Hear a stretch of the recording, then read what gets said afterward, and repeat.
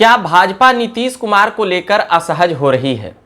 वैसा इसलिए कह रहा हूं क्योंकि बीजेपी के राष्ट्रीय अध्यक्ष आते हैं पटना और नीतीश कुमार से उनके आवास पर जाकर मिलते हैं। साथ ही उनका जेपी नड्डा का 2 दिवसीय कार्यक्रम था।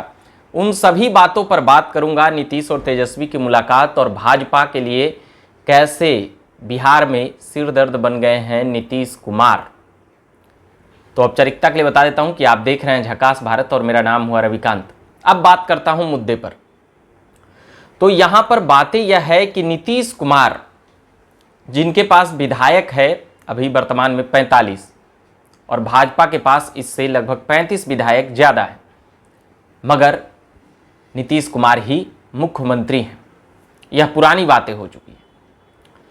अभी फिलहाल पिछले सप्ताह कहा गया नीतीश और तेजस्वी के मुलाकात के बाद जदयू और आरजेडी की तरफ से कि यह उसमें विपक्ष का नेता का रहना जरूरी था, इसलिए वह सरकारी बैठक थी, मीटिंग थी। मगर उस मुलाकात ने कई प्रश्नवाचक चिन्ह खड़े कर दिए और कई सवाल राजनीतिक सियासत के गलियारों से कई जगहों पर गूंजने लगी और बातें भी बनने लगी।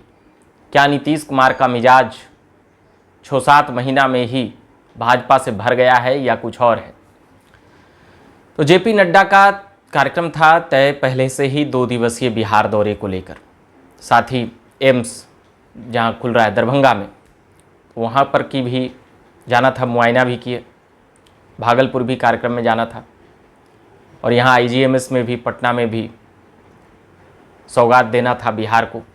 साथ ही नए मेडिकल कॉलेजेज आधा दर्जन से ज़्यादा बिहार में खुलेंगे और अनुकूल स्थितियां हुई है, उसकी भी पूरी गुणगान जेपी नड्डा ने की। मगर नीतीश कुमार और जेपी नड्डा के मुलाकात ने बिहार के सियासी गलियारों में पूरी तरह से एक बातें ये संदेश दी कि नीतीश और तेजस्वी के मुलाकात के बाद पूरे दलबल के साथ जेपी नड्डा पहुंचे थे नीतीश कुमार के पास। तो बातें यह थी, कई लोगों का अनुमान था कि मंत्रिमंडल विस्तार बिहार में कुछ हो सकते हैं या वगैरह वगैरह, बहुत सी बातें। मगर मूल बातें यह थी कि नीतीश कुमार और तेजस्वी यादव की मुलाकात से जुड़ी हुई थी। नीतीश कुमार पहले भी 2022 के जुलाई अगस्त में कुछ इसी प्रकार से, लालू प्रसाद यादव का तबीयत खराब होता है, वह जाते हैं मिलने के लिए। अभी भी पुराने वीडियो, कई क्लिप वायरल होते हैं। इसी प्रकार चलता है और कह सकते हैं कि बातें फिर बदल जाती है। फिर 24 में भी यही हुआ, 15, 17 में भी यही हुआ था। तो इन सभी चीज़ों को देखते हुए क्या नीतीश कुमार को भाजपा समझ रही है? क्योंकि भाजपा 2025 का नैया अगर पार लगाना है तो उसे नीतीश कुमार की सख्त ज़रूरत है, क्योंकि तेजस्वी यादव कुछ ही सीटों के अंतर से पिछले बार एनडीए को पीछे करते करते बच गए थे। और इस बार अगर नीतीश कुमार फिर से छलांग मार देते हैं या पलटी मार देते हैं तो फिर यह भाजपा के लिए 2025 का विधानसभा मुश्किल हो जाएगा। पहले 2020 विधानसभा के परिणाम के बाद हम देखते थे कि कई विधायक या उनके प्रदेश अध्यक्ष ही बीजेपी के नीतीश कुमार पर टोका टिप्पणी कर देते थे।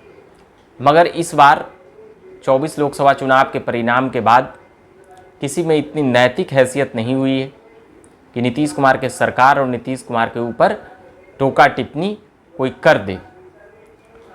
और जो टोका टिप्पणी काफ़ी जोरदार किए थे, पगड़ी पहने थे, सम्राट चौधरी जिद ठाने थे, उनका तो पगड़ी उतर चुका है, उनका एक तर्क अलग है।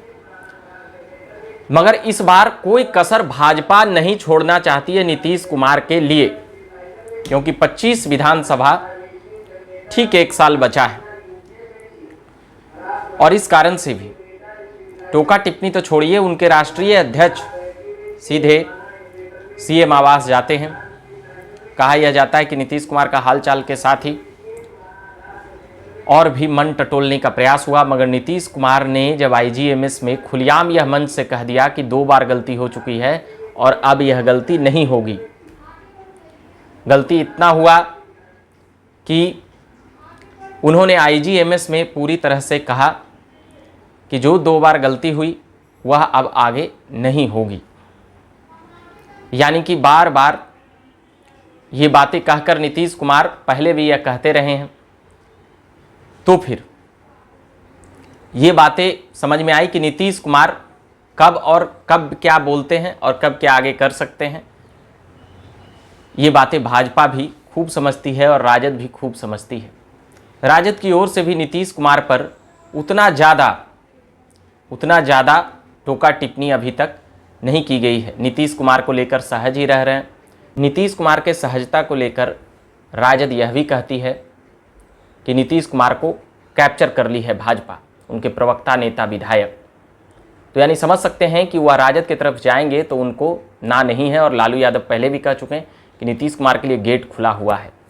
तो इन सभी चीज़ों को देखते हुए भाजपा ही नतमस्तक होना उचित मान रही है, क्योंकि परिस्थिति अभी उसके अनुकूल नहीं है, बिहार और देश भर में भी।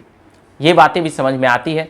इसलिए सहज तौर पर जब से जेपी नड्डा मिले हैं नीतीश कुमार से जाकर, तब से कई सियासी बयान, कई सियासी किस्से, कहानियाँ बन रही है नीतीश कुमार को लेकर कि पलटू चाचा फिर से पलटी मारेंगे क्या, ये आम हो चली है। उसी को लेकर यह बातें थी।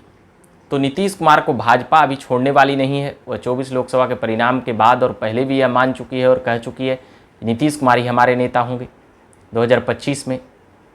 तो ये बातें कुछ कहती है, वो बातें राजनीतिक सियासत गलियारों से अनेक बातों को जन्म दे रही थी। हम सोचे कि इसको लाएं और सुनाएं। फिलहाल भाजपा की शैली नीतीश कुमार के सामने नतमस्तक की बनी हुई है और आगे भी देखेंगे। नीतीश कुमार भी प्रेशर पॉलिटिक्स करने से चूकते नहीं हैं मौका देखकर। जदयू के लोग भी, जदयू के नेता तो यहाँ तक कह दिए कि नीतीश कुमार के बिना, नीतीश कुमार को इनकार करके बिहार की राजनीति में आप सत्ता में नहीं आ सकते हैं। हम पलटने में नहीं, हम सलटने में जाने जाते हैं। ये बातें थी।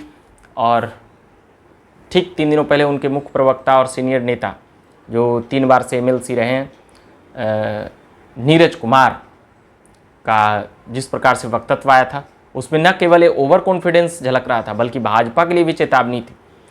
तो इन बातों समझ सकते हैं कि वह कितनी बड़ी बातें वह कह रहे थे कि हम सलटने में विश्वास रखते हैं, हम पलटने में नहीं। अगर कुछ भी ऐसा होगा तो हमें सलटते देरी नहीं लगेगी। तो फिलहाल ये बातें थी। और भी हम लगातार पॉलिटिकल किस्से, कहानियाँ, बातें लाते रहते हैं और सुनाते रहते हैं। फिलहाल ये जेपी नड्डा के दौरे से जुड़ी हुई बातें थी, वो हमने ला रहे थे, सुना रहे थे, बतला रहे थे। बाकी आप झकास भारत पर बने रहिए। मेरा नाम रविकांत हुआ। धन्यवाद।